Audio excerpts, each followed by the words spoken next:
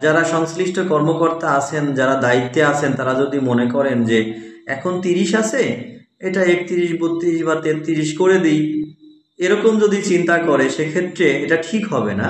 আমার দৃষ্টিতে এই বিষয়টা ভুল হবে, কারণ এতে করে বেকারত্বের হার অনেক বেশি বৃদ্ধি পাবে। যারা 30 পর্যন্ত চাকরির চেষ্টা করেছে, তারা ওই 32-33 পর্যন্ত চাকরির চেষ্টাই করবে, বসে থাকবে আরও 2-3 বছর। আর যদি এটা একদম 40-45 করে দেওয়া হয়, উন্নত বিশ্বের সাথে মিল রেখে, আন্তর্জাতিক মানদণ্ড অনুসরণ করে যদি 40-45 করে দেওয়া হয়, যদিও আন্দোলনকারীরা 35 করার দাবি জানাচ্ছেন, কমপক্ষে 35, বেশি হলে তাদের আপত্তি নাই। তা আমি বেশি করার পক্ষে। বেশি করলে বেশি লাভবান হওয়া যাবে, বাংলাদেশের অর্থনীতিতে এটা অবদান রাখবে, পজিটিভ ফলাফল বয়ে নিয়ে আসবে। কিভাবে?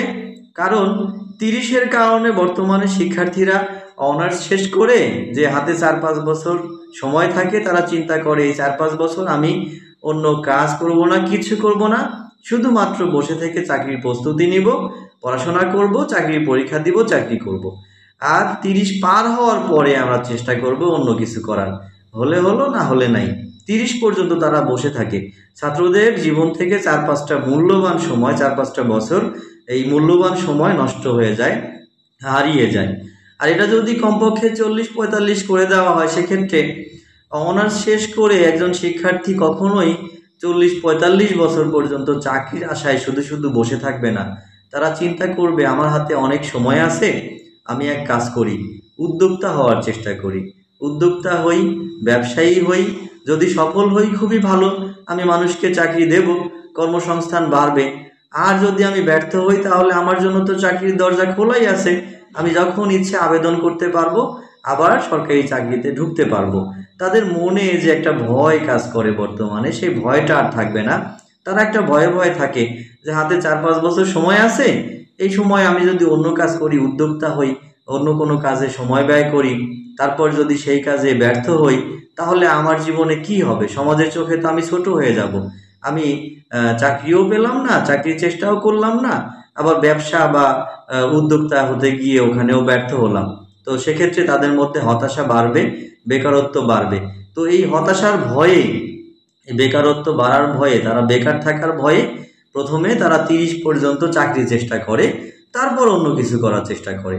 30 পর্যন্ত চেষ্টা করে, হলে হলো, না হলে অন্য কিছু চেষ্টা করে। আর এটা যদি 40-45 করে দেওয়া হয়, সেক্ষেত্রে কোনো শিক্ষার্থী যদি সে পাগল না হয়ে থাকে, তাহলে সে 40-45 পর্যন্ত বসে থাকবে না, চিন্তা করবে আমি আগে উদ্যোক্তা হওয়ার চেষ্টা করি। হ্যাঁ, এদের মধ্যে অনেকেই আছে যাদের স্বপ্নই চাকরি করা, যাদের স্বপ্নই বিসিএস ক্যাডার হওয়া, যাদের স্বপ্নই কোনো একটা নির্দিষ্ট চাকরি করা।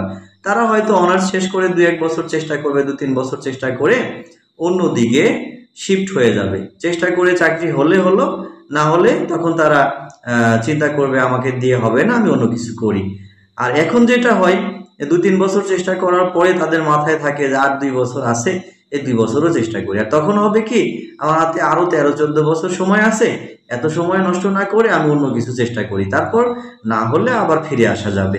এই বিষয়টা আমার মনে হয় বাংলাদেশের অর্থনীতিতে, বাংলাদেশের চাকরির বাজারে একটা সুফল বয়ে নিয়ে আসবে।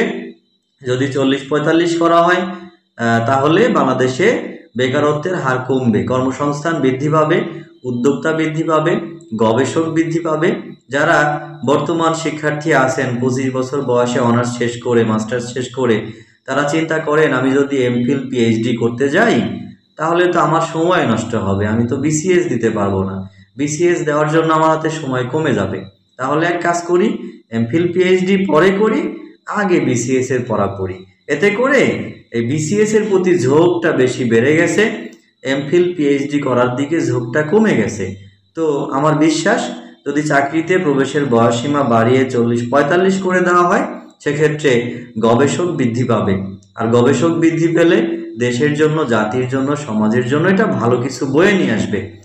এজন্য আমার দৃষ্টিতে বর্তমানে সরকারি চাকরিতে প্রবেশের বয়স যে 30 আছে, এটা পাল্টিয়ে, এটা বাড়িয়ে দিয়ে 40-45 করে দেওয়ার পক্ষে আমি মতামত ব্যক্ত করছি। সংশ্লিষ্ট দায়িত্বে যারা আছেন তাদের দৃষ্টি আকর্ষণ করব, আপনারা দয়া করে আন্তর্জাতিক মানদণ্ডের দিকে তাকাবেন, তাদের দেশে বেকার কম কেন এটা গবেষণা করবেন। আমাদের দেশে বেকার কেন বেশি, আমাদের দেশে অনার্স লাইফ থেকেই কেন বিসিএস এর বই পড়ার ঝোঁক সৃষ্টি হয়, এই জিনিসটা মাথায় নিয়ে নীতি নির্ধারক যারা আছেন, দায়িত্বে যারা আছেন, তারা সিদ্ধান্ত নেবেন এই আশাবাদ ব্যক্ত করছি। ধন্যবাদ সবাইকে।